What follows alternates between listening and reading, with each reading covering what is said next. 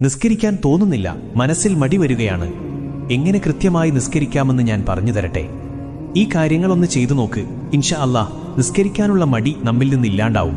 1. Bank കൊടുക്കുന്ന സമയം നമ്മൾക്ക് തോന്നും ഇനിയിപ്പോൾ നിസ്കാരം പിന്നെ ആക്കാമെന്ന്. ആ ചിന്ത വരാതെ നോക്കുക. അങ്ങനെ വന്നാൽ ഉറപ്പിക്കുക ശൈത്താൻ നമ്മെ പിഴപ്പിച്ചുകൊണ്ടിരിക്കുന്നു എന്ന്. 2. പരമാവധി ബാങ്ക് കൊടുത്ത സമയത്ത് തന്നെ വുളു എടുക്കാൻ ശ്രമിക്കുക. 3. നിസ്കാരം ഒരു ഭാരമായി കാണാതിരിക്കുക. കാരണം നാളെ നമ്മുടെ ഖബറിലെ കൂട്ടുകാരൻ നിസ്കാരമാണ്. പിണക്കി വിട്ടാൽ ഖബറിലൊന്ന് തിരിഞ്ഞു നോക്കാൻ നിന്റെ കൂടെ നടക്കുന്ന ആരും കാണൂല, അതോർക്കുക. 4. സ്വർഗത്തിന്റെ താക്കോൽ നിസ്കാരമാണ് എന്ന് റസൂലോര് തന്നെ പറഞ്ഞതാ. അതെപ്പോഴും ഓർമ്മയിലുണ്ടാവുക. അതിനർത്ഥം ആ താക്കോൽ ഇവിടെ നിന്ന് കരസ്ഥമാക്കാത്തവർ സ്വർഗം മോഹിക്കേണ്ട. 5. കുറച്ചു കഴിഞ്ഞ് നിസ്കരിക്കാം എന്ന് തോന്നുന്ന സമയം ഖബർ, മഹ്ശറ, വിചാരണ ദിവസം, സിറാത്ത്, നരകം, ഈ സ്ഥലത്തൊക്കെ നമ്മൾ ഒറ്റക്കാണ് എന്ന ബോധം എപ്പോഴും മനസ്സിലുണ്ടാവുക. 6.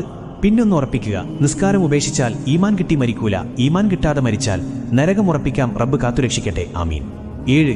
എപ്പോഴും ഓർമ്മയിലുണ്ടാവുക, ഈ വഖത്ത് ഒഴിവാക്കിയാൽ ഒരുപക്ഷെ അടുത്ത വഖത്ത് ഒഴിവാക്കാൻ നീ ഉണ്ടാവില്ല എന്ന്.